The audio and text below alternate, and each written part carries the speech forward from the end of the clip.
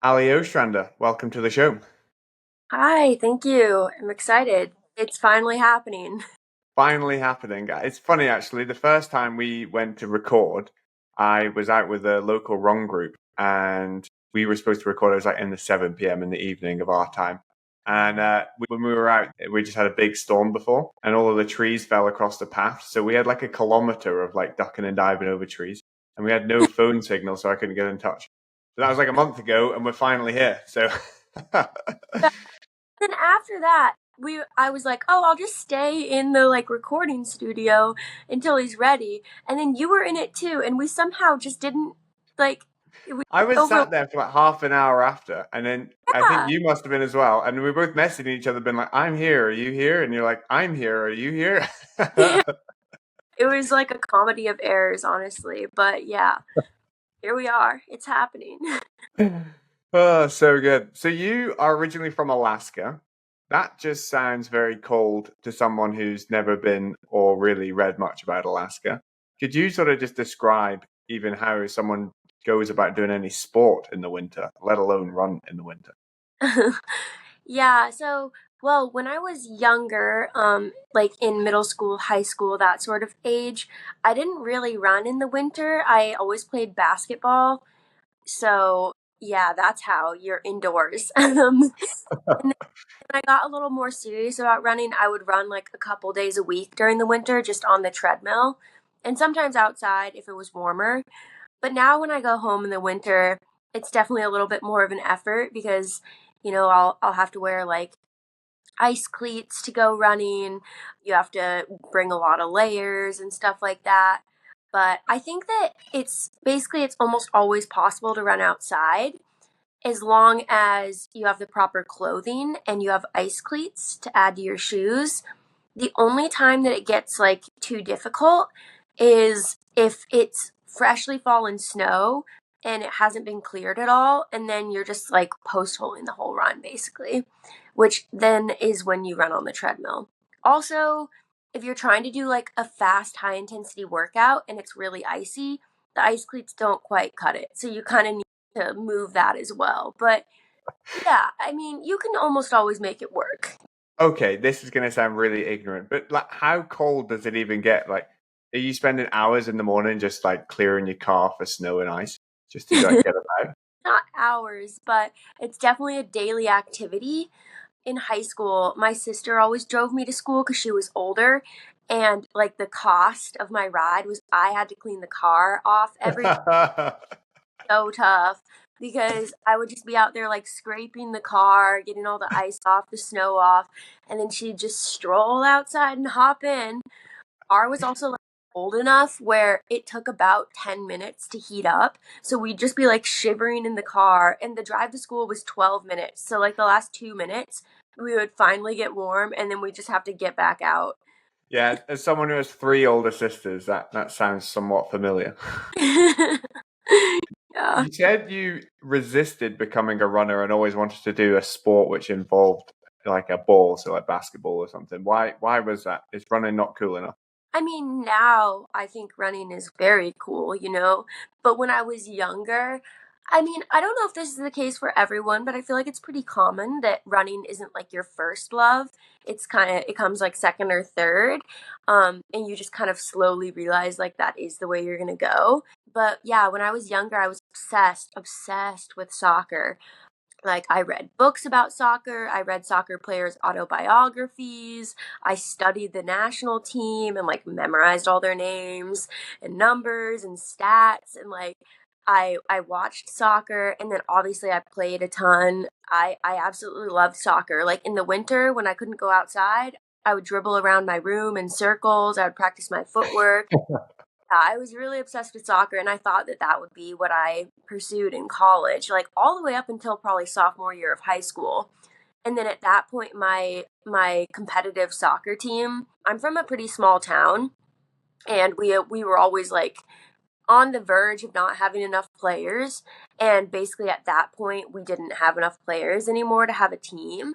So I was like, well, I guess I'll run this summer because I can't play soccer. And then that's kind of when I decided that I wanted to run.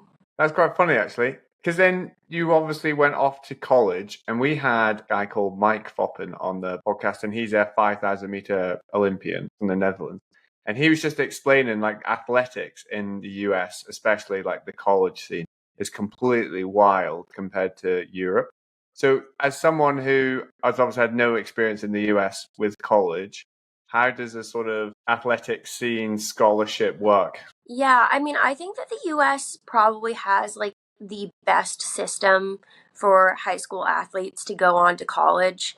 And like the NCAA system is incredible as far as providing racing opportunities and like all the training and facilities that you need. So I went to Boise State, which I was really excited about because I wanted to get out of Alaska, but Boise was a really cool town with a lot of like trails, and it still had a winter, but it had like a really nice summer, and also it had spring, which was like a beautiful time of year where like all the flowers came into bloom and it was like a nice 70 degrees and sunny. I had never experienced spring before, and where like all the snow melts and the dog shit that got frozen and it thaws and everything smells bad and like it's disgusting outside and just slush. I thought that's what spring was, but spring is beautiful. And oh, the first time I experienced it, I was like, does this happen every year? Like, is this like? Anyways, that's unrelated to college athletics, but the NCAA system is basically like for a runner, though, you're in season the entire school year, which is kind of unique. I think on the professional scene, usually people take like one of those seasons and not race, or and then one of them even too is like a little bit taken out of focus a little bit. They choose one to focus on, one to like tune up during, and one to take off. But if you're in college, you kind of focus on all of them. And I think that's truly one of the only downsides of the actual system. I mean, other than like it's a compressed timeline, you only have 4 years. So I think sometimes there's a lot of pressure put on athletes to like really peak during those 4 years when in reality, most people would peak later in their 20s or even in their early 30s. But yeah, it's crazy. Like you have the athletic trainers on tap, you've got a whole gym, you've usually got like a whole track, you have an entire coaching staff, all your travels paid for and organized. There are all these racing opportunities. You don't really have to worry about getting into races. They're just there for you. There's like super cool championship seasons every single season. So yeah, like I think that honestly, while I was in the NCAA, I didn't quite appreciate all of that enough because not only do you have all of these resources, but they're also like within a half-mile radius. So, like, you can just jet from one to the other, to the other, to the other, and like super nice. When you go on trips, all you have to do is show up and get on the van, and then like everything's taken care of. So, it's definitely like super, super nice, and it makes competing in college athletics super easy as far as a logistics standpoint goes. So yeah, like super cool. I think one of the things I was the most shocked about once I was a pro was like, oh my gosh, I spend so much time driving to practice and then driving there and then driving to the gym. Like I am spending an hour a day driving between places when I used to have like a 3-minute walk, you know? What's the ends to having such a well supported college athletics? Is it so that the college can have the best athletes and therefore have the win at the championships, etc.? Or is it more of a wider structure for the an eye to the Olympics? I think it's just so the college can have like the best performance in athletics. So depending on the school, like obviously the facilities will be really different, but basically football and basketball are the big money sports that bring in the most revenue for the university. And so if you have those two sports at your school, then you'll probably have really nice facilities because they're really not for you. They're really for those two teams, but you get to use them so you benefit from it. And yeah, I think that's it. I guess that like athletics drive enrollment. I don't understand like the entire behind the scenes of why they want to have these athletic teams, but yeah, it's for like improving enrollment and university visibility and stuff like that. And is there any talk or emphasis at all on trail at college, or is it purely on the track and cross country? In fact, you even do cross country. Yeah, you do cross country in the fall and then track in the spring and in the winter, spring, and then early summer. but there's no emphasis on trails. I mean, personally, at Boise State, a lot of our running was on like foothills trails because those were really close to our track and like great to run on. But yeah, cross country would be the closest thing. So definitely nothing like mountainous. From being a college athlete to then being a full-time pro, how's your training developed or changed at all? I think at first it didn't change that much. Like at the pro level, I did notice a few changes. I mean, from my college training, but I think like it would just vary between programs. Like maybe if I had been at Oregon, then it would have been exactly the same. I think that's more of like a coaching change necessarily than like an actual like pro to college change. But then, like, I went through a pretty long injury cycle. And then after that, my training changed quite a bit because I was like, I kind of have to adapt and change and, like, try to get out of this injury cycle. So since then, I've been, like, lower mileage and more cross training. And that's also kind of around the time where I was like, well, maybe I'll try trails because I think that just spending too much time on the track and doing like this really super high intensity training on like flat and pavement and stuff is kind of causing some of the injury problems. And so I thought that doing trail at least part of the year or having some of my training and racing on trails would help me avoid those injuries. So then now, what would a typical week of training look like? Obviously, it's the winter, so you're sort of building up, but give any given week sort of in a preparation stage, what sort of balance of intervals and long runs are you doing? Right now, it would be Mondays are kind of my reset day. So sometimes it'll be completely off, or sometimes it'll just be like an easy cross train day. And then Tuesdays are a run with hill strides and then a cross training double. And Wednesdays are kind of the meatiest workout of the week, the hardest kind of higher intensity thing, and then a lift and a cross train double. And then Thursdays are a double day, but they're both cross training. And then Fridays are run with hill strides, cross train double. Saturday would be usually like some sort of a long run workout. And then Sundays, longer cross train plus a double. You're quite open on social media about everything that goes on, but I think one of the best things is like you're hilariously funny on social media. You have all these like different shorts about everything. When do you like sort of come up with them? Is it when you're out training and you're like, oh, this will make a really funny video? Yeah, sometimes it's like when I'm running, but a lot of the time it's when I'm cross training because I get so ridiculously bored. Like I have to. So that's when I come up with most of my ideas, is just when I'm like on the bike, like, please, anything to distract me from like what I'm actually doing right now.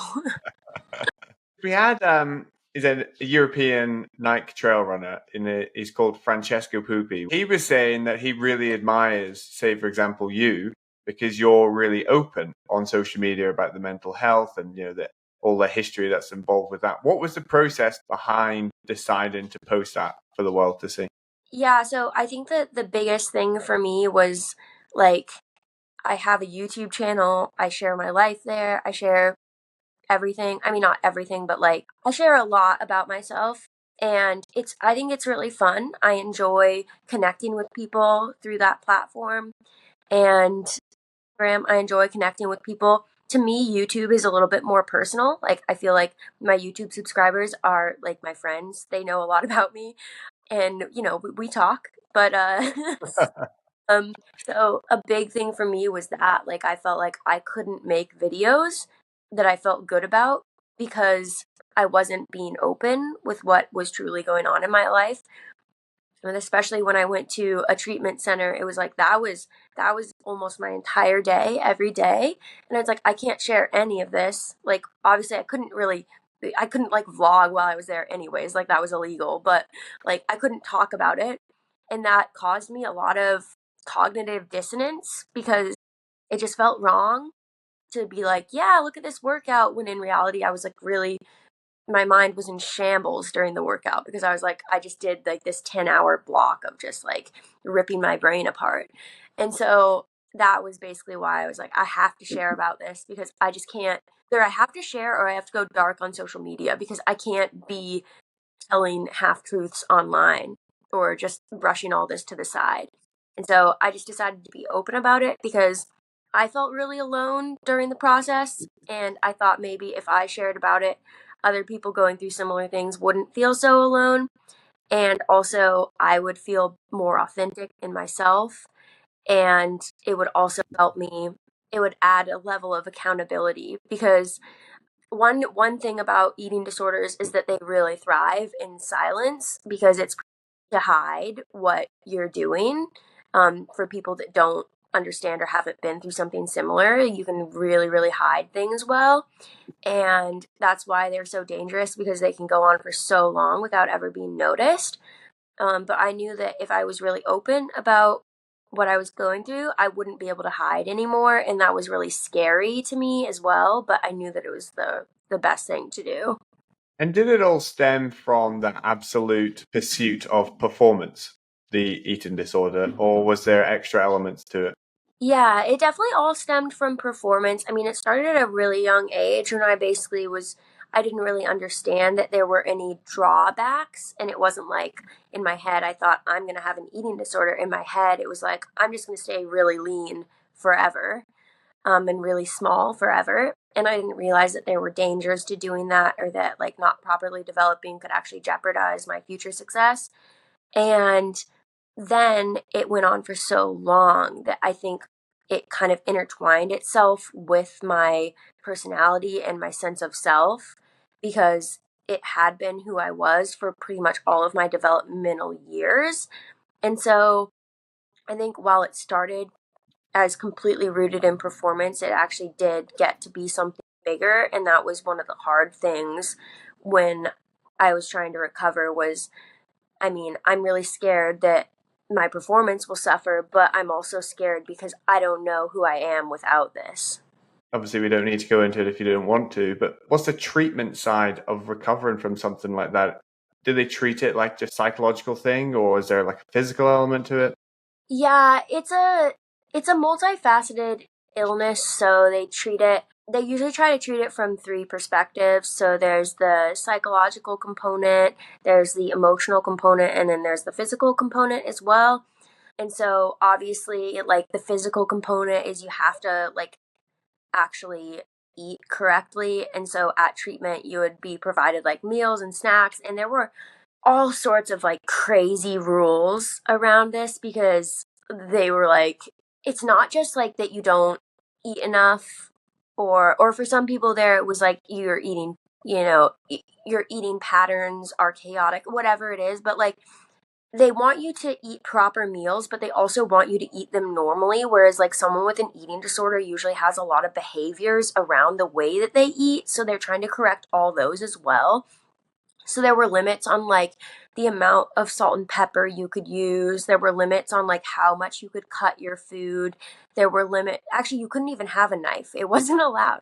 You couldn't cut your food. Like there were limits on the amount of time. There were limits on the amount of water you could drink. Like all condiments were always limited. There were also like certain topics you couldn't talk about. It was crazy. Like it's honest, you couldn't stand up from the table. There were so many things. Like it was actually insane. Like the amount of things they tried to control with the eating. But yeah, so it was a crazy experience. Like before you even started, you had to do like deep breathing, and then afterwards you had to discuss. So it was a whole just event every single meal. Yeah, and then obviously the rule is like you're supposed to finish everything on your plate. Everyone's given like a different serving depending on what their meal plan is. And I was training during the time too, like for the Olympic trials in 2021. And so I like had a pretty high training volume, so my food was always the most of anyone there. And everyone would be like, "Why do you have so much?" And I was like, "I know." I mean, that was also like a good reminder that you need a lot more food when you're training. But yeah.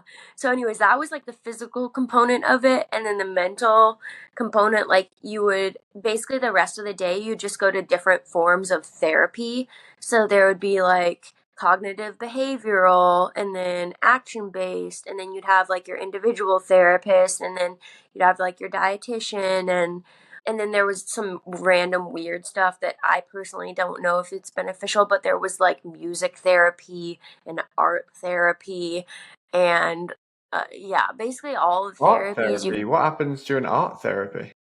they're like, draw how you're feeling today, and then you draw it, and they're like, describe this drawing to me, and I'm sure some people found it like useful, but I was like, I can't draw, and this just frustrates me. Yeah, and then the emotional component was like you would have groups, so everyone, there were multiple therapists, but like everyone that went to one therapist, you'd have like a group therapy every couple days where you all would talk about what you were going through and discuss it. And then there were also different groups for like subgenres of eating disorders. So there would be ones that were like, binge restrict. There would be ones that were like also coupled with addiction and trauma, and then sports. And so I was in the sports group, and we would all discuss it together and then have like different topics that we kind of targeted every time. So yeah, it was a lot. It was 10 hours a day, except on Sundays we got like a half day, which was only like 7 hours.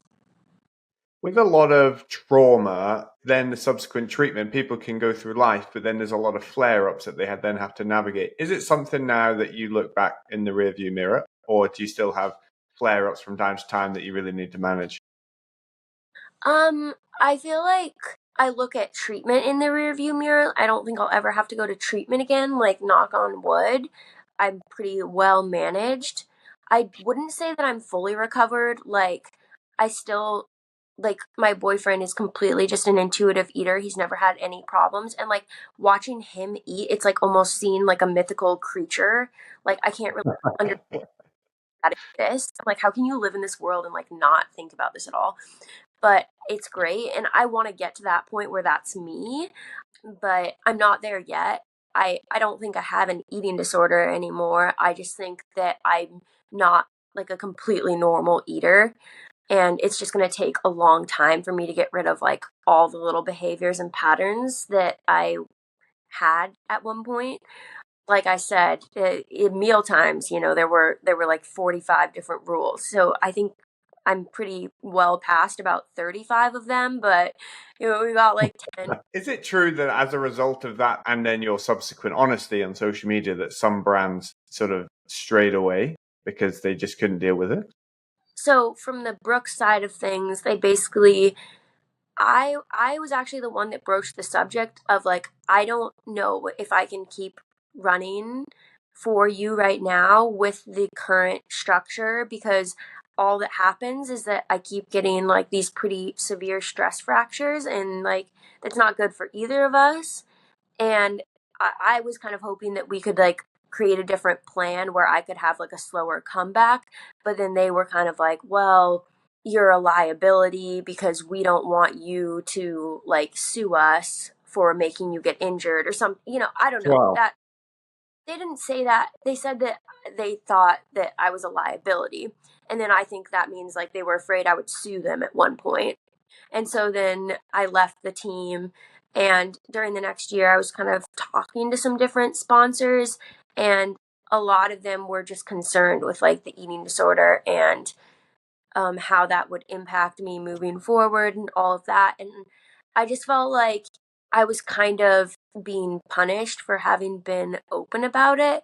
Not that like I'm saying that those sponsorships would have worked out otherwise. Like, we can never know what the other scenario would have looked like, but it was a concern, and it just felt kind of dumb to me because I think where I'm at, my relationship with food is probably better than like 90% of runners, because eating disorders and disordered eating are so common that probably, I mean, I won't say uh, that everyone that's a professional runner has issues, but I think that I probably have less than a lot.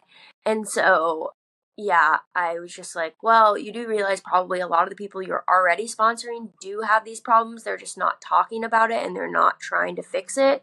And me talking about it and trying to fix it is somehow making me more of a risk. So, yeah, I don't know. That was kind of weird, but ultimately at the end of the day, for the best because that, red flags. Like, that's not a brand that I want to affiliate myself with, anyways.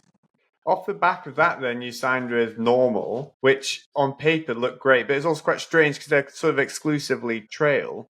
But then you're obviously harnessing the two. How did that conversation sort of come about? Yeah, they contacted me on Instagram DMs. So that was, well, I was like, is this a scam? This seems too good. But yeah, and then it was cool. It's a really awesome brand, and like you said, they're only in trails, and they don't plan to branch into road racing at all. But they allow me that freedom to race on the roads and the track, as long as I'm also representing them on the trails. So, yeah, honestly, so far it's been a really good fit. I'm able to stay where I'm at and have my own training style, my own coach, and my own lifestyle and everything, and then still represent them and be involved in the brand. So it's been great. It's a really exciting brand, but to someone who's never heard of them or come across them, what makes them so unique? Well, normal, it's spelled with two N's and it stands for no normal. So basically, they're trying to establish a new normal for the way that trail and outdoor gear is designed and created and distributed and recycled. They're trying to make it an eco-friendly industry, whereas right now, ironically, outdoor gear, trail running gear is like very not eco-friendly. And most of the people in the space of that sport like want it to be. But so Killian and Camper are the co-founders, and Killian is this incredible trail runner, mountaineer, like just anything endurance athlete, like anything you think of, he'd probably just be world class at. So he he's also super passionate about sustainability, and so he founded this brand to kind of change the way that the industry works. And yeah, so far it's he's done a really good job. They're in testing stages of this new shoe called the Kibosh, which is theoretically going to be basically a long-term shoe. You can get the upper replaced, you can get the traction replaced, you can put in a new insole whenever it wears out. So it's supposed to be a shoe that, isn't limited by one of its components for how long it lasts. So yeah, I mean, they're really trying to change the game, and super young brand, but it's already getting a lot of traction. So I'm excited to see where it goes. And obviously, you've spent some time with Killian and Emily Fosberg as well. What was that like last summer when you were all together? It was really fun. I think that probably the surprising thing to most people is that Killian, a completely normal person, he's a dad, and obviously he's also a professional athlete, but he isn't weird. He's not cocky. He's not arrogant. He doesn't expect different treatment. He's just a very down to earth person. It was fun to spend time with him and get to know him. And Emily too. They balance like taking care of their kids and training really well.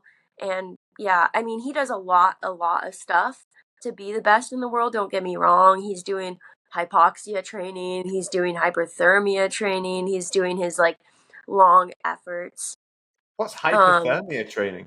just saunaing basically. Yeah, so he does a lot, but he doesn't make it seem like he's above anyone or better than anyone. He wasn't aloof or anything like that, so yeah, it was cool. He's just a normal guy. I mean, he's not normal at all, but What was it like running in Europe and the Alps as opposed to America? Were there any like real differences?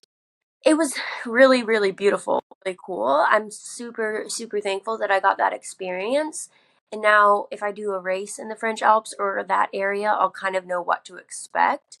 I think that the trails there are definitely, well, first off, very well marked, super easy to like find your way around, which was great because I got lost constantly, but then I would just follow the signs back and it was fine. But yeah, they're definitely pretty steep and then a little bit more technical than the US in general.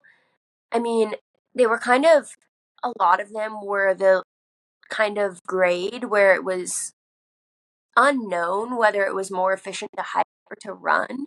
I was like, I don't really run the entire time up this, but runnable. But so it was all kind of that grade around like 20-25% where you're kind of like, what do I do? I don't know. But yeah, it was cool. I I do feel like Europeans are very proud of their trails, and they're like, our trails are much better. They're much more technical, they're much harder.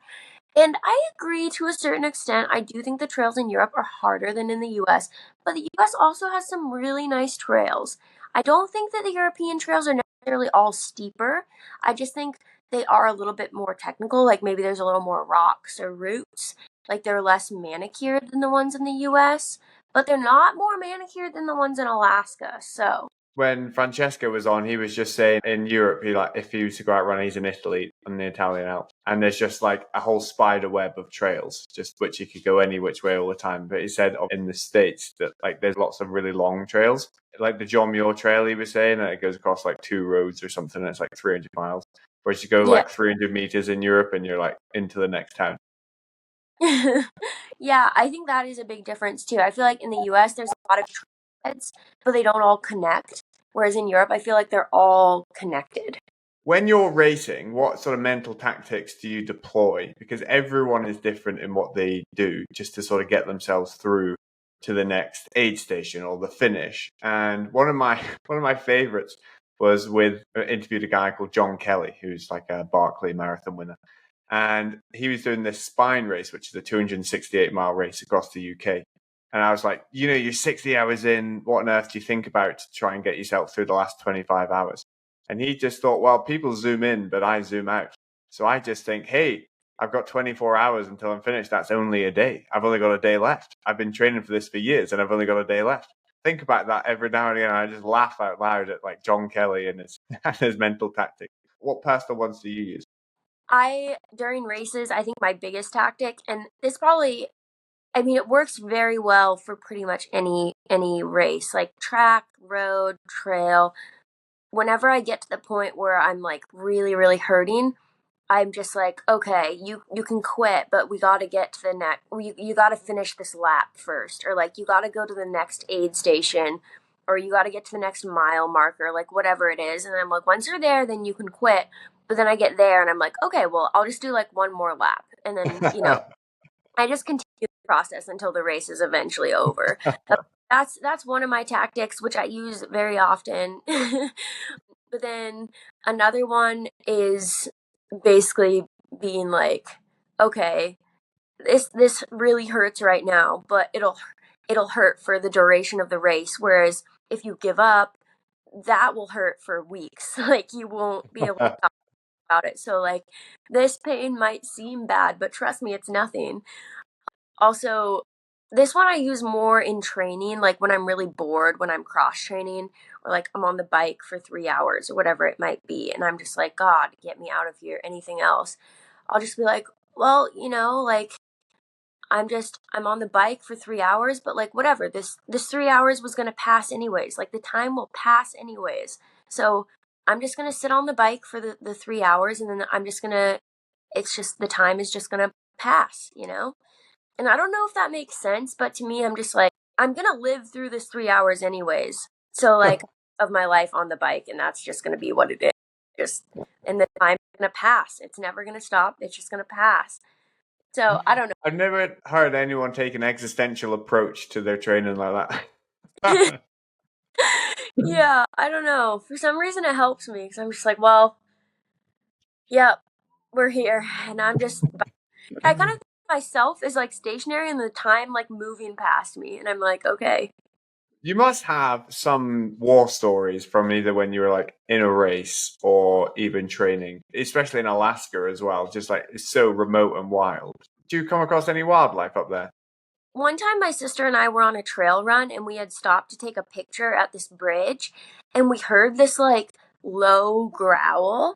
So then we both just took off sprinting back the other way for like a straight mile. We just booked it. And to this day, we don't know what it was or if it was a bear or what. We thought it was bear. So we didn't wait around to find out, and we just away. That was really scary though. There was a lot of adrenaline. um, and then I've seen like so many moose, but they're pretty harmless. One time I was cross country skiing and I was tucked going down a hill and I just turned a corner and there was a moose like literally right here and I was just like but yeah, I mean I haven't had like any super frightening wildlife encounters. Luckily. My sister saw a bear another time where she actually like saw the bear, but I wasn't there. Lately, there's been a coyote in my local park. I see it every once in a while. It just like trots past. I think it's looking for a home, honestly. That would make great Instagram content. Rehome the Coyote. Yeah, yeah. I'm sure he'll get along with my miniature dachshund super well. Leah Wilcox, who's a ultra cyclist, she was doing the Tour Divide, and it was like 3 in the morning, and she was like day 3, and she's filming, and she can just see like 2 eyes, and then she's like, "Oh, it's a mountain lion," and she's like so calm about it. She's like, "Oh, look, a mountain lion," and then just like keeps riding as this mountain lion's like walking, like half stalking beside her. She's like so tired, she doesn't care. And Yeah. it's just America, so people are used to it. But honestly, if anything like that happened in Europe, it would just be all over the news. It's crazy. She's like, well, I've been going 3 days. Just if you're gonna attack, you attack. It's What a way to go. yeah. So, those following you, what can they expect from you in the coming year? I was just talking about this yesterday with my coach. We're making a racing schedule. But so basically, we have January until April planned at this point. So the plan is I'm going to do a 10K cross country race in January, which is the US Championship. So it should be a really competitive race. And then in February, I'm doing a 28K trail race that's in California. I forgot what it's called, but it's there. It's near San Francisco. And then at the beginning of April, I'm racing a road 5K, probably. This is not set in stone, but like that's what we think. Road 5K. And then about a week later, I'm going to do a 25K trail race in Japan. Cool. Are you ever tempted by like the super long distance ultra stuff? Because it's kind of all the rage at the moment. And Francesco made a really good point because he was saying that people should aim to race the shorter distance stuff rather than just complete a longer distance one because sport's all about performance, he was saying. And I thought, yeah, that's so interesting because I'd never heard anyone to say that because everyone always just thinks the longer, the more epic. That's my thing. I think that I still really struggle like with a 25K distance to know how to pace that. And I feel I I haven't finished any race being like, oh, I should have gone a lot harder. Like I've always gone hard enough, but I think it's just such a difficult distance to for me right now to actually be like in race mode the whole time and to know like how much I should be hurting at different points because when I'm in a track 5K, I know like, okay, I'm hurting this much at 2K. Like, am I good? Should I like back it off a tiny bit? Like, should I push forward? I will know because I've raced it enough. Whereas in a 25, 28K trail race, also, it can be so different depending on what the elevation profile of the race is that like I don't have enough experience to know exactly like what point of doneness I should be, like should I be medium rare, rare, like I don't know. So it's really hard, but I agree with him like you're definitely racing the whole like shorter trail race whereas a longer trail race like an ultra like 100 miler or some of those super long ones like 250 miles whatever it's like are you racing that? I feel like at that point you're doing your own individual thing. Like you're almost not competing with other people because you have to be zoned in on like what you can actually do or else you're not going to be able to finish. Do you know what I mean? And Yeah. so I think it's like definitely a different dynamic and it kind of the longer the race is, I feel like the further it veers towards you're doing your own race versus racing other people. And then the shorter it gets, the more it's like, okay, hone in on like the competitive instincts you have and try to like draw a little bit of extra motivation from that and be able to push yourself a bit further. Yeah, trail racing is just so interesting because there's a lot of unknown elements and just different intricacies that don't happen in the more controlled environments on the road or track. And so, yeah, it's interesting. Also, people think that a 25K is a short race. Like, that is ridiculous to me, especially because it's on trails. It can take like 3 hours. It's not short. It's not short. That like people will say that is short, but oh gosh, the ultra runners always being like, yeah, it's a good short little race, and I'm just like, it's not. You can't say that, you know. It's if it takes more than 2 hours, if you are taking a gel during the race, it's not short. That is my new criteria. How do you balance then now? Like, obviously, you're big on social media, you've got a big following, and you're putting out a lot of content. How do you balance that between enjoying the content in which you're putting out, but also feeling like, you're a slave to the content? How do you balance social media and training? I definitely I treat social media as a job and I treat running as a passion. So running is like what I want to do, what I'm excited to do and like really look forward to. It's what I'm the most passionate about. And then social media is like it's a job that I enjoy, don't get me wrong. It's not like some sort of chore, but it's definitely something where I'm like, okay, I'm on a schedule and like this is the deadline, whatever, and I need to get it done. And I mean, part of that's driven by like brand deadlines that I have commitments towards, but a lot of it's personal in that I I just want to do the best I can with my social media and I enjoy it. And so I'm like I want to, be on a consistent schedule and make sure that it can be successful. And so, yeah, that's kind of the way I think of it that sometimes social media like every once in a while it is a little bit of a chore, but most of the time I'm just I'm planning ahead and I have like the schedule that I'm going to complete and I'm able to like come up with ideas and stuff, and I enjoy like the idea side of things and for Instagram. And then for YouTube, I usually focus it around my training. So as long as training's going well, YouTube's pretty easy. It's when like I get injured or something that it gets a little bit harder, but yeah, I like that side of it because YouTube is literally like I usually just show basically my life, and that somehow people want to watch that. So yeah, I'm glad they find it entertaining because sometimes in videos I'm like, it is insane. Like my life is so boring. like, like train and walk my dog. But like, if people enjoy it, if people watch it, like I'm very happy for that and like I love sharing that with them. Do you think social media is becoming a more important or even required function of athletes going forward? Because obviously, you say you're probably on the forefront that you've had quite a big following for quite a while, so that's a really good asset for you to say go to brands with. But do you think now brands are thinking, well, all athletes of a certain level need to have X amount on social media?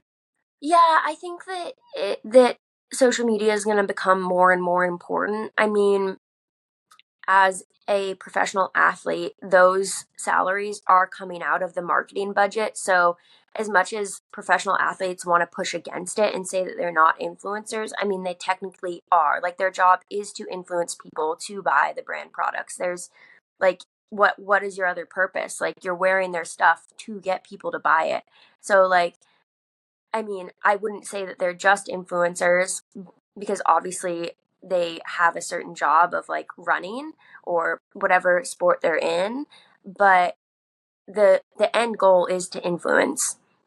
And so if athletes want to grow their social media, then that will be advantageous towards the brand that they're representing. And although a lot of contracts currently don't have that as part of the contract. It's not required. I think that more and more it will be important. Like that will be something that they consider when signing athletes. And I mean, I think for me, like that's something that I think about a lot is like, am I an influencer? Am I a professional runner? I don't know. I think I'm both because I mean, what I said before, all professional athletes are influencers.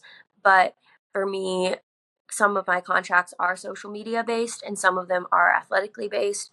And I honestly kind of think that that's a nice balance to have. I think that the main companies that are athletically based are like those big shoe or apparel brands. They're the ones that are like, wear our stuff in your races and then we'll pay you.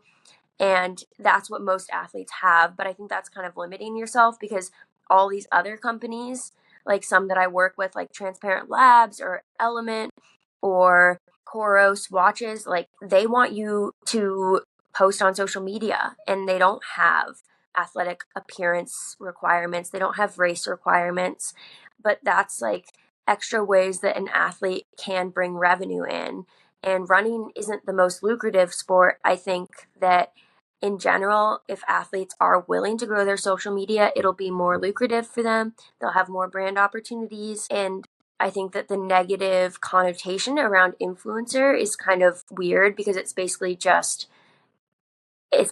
saying that you have influence, which is the goal of like an a professional athlete from a brand perspective. From a professional athlete's perspective, the goal is just performance. And I agree, like that needs to stay the main focus. And if my social media starts taking away from my training, then it's not advantageous to me anymore. And I would rethink that.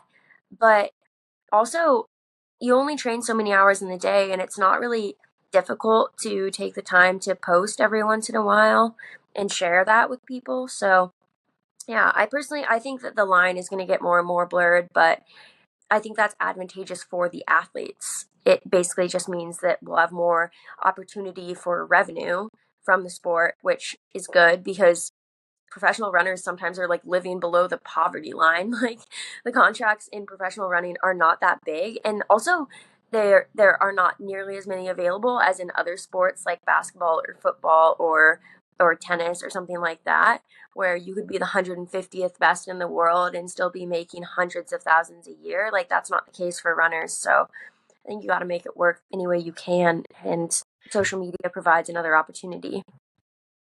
And then speaking of social media and also YouTube, where could people find you if they want to have and listen to this episode? Yeah, so on Instagram, I'm Allie_Ostrander, and then on YouTube, it's just Allie Ostrander. I also post on TikTok, but that's Allie___ Ostrander because I had another TikTok, but it got banned. So How did you get banned? we we don't need to talk about it. But I had never posted a public TikTok and it got banned. I was like, what in the world? Like I have literally not posted on here because I used it just to like edit videos on and then it got banned. So yeah, anyways, my other TikTok is Allie___ Ostrander. And it is not banned. And I post on there, but I like it's kind of like my little pet project because I'm like, I want to see if I can grow a following from zero. So yeah, just broke 1,000 followers the other day, so pretty excited stuff. Well, Ali, thank you so much for coming on to the show. I really appreciate the honesty in which you display online, and I'm really excited to see what happens next in your athletic career. Yeah, thank you. I'm glad we could finally make this happen.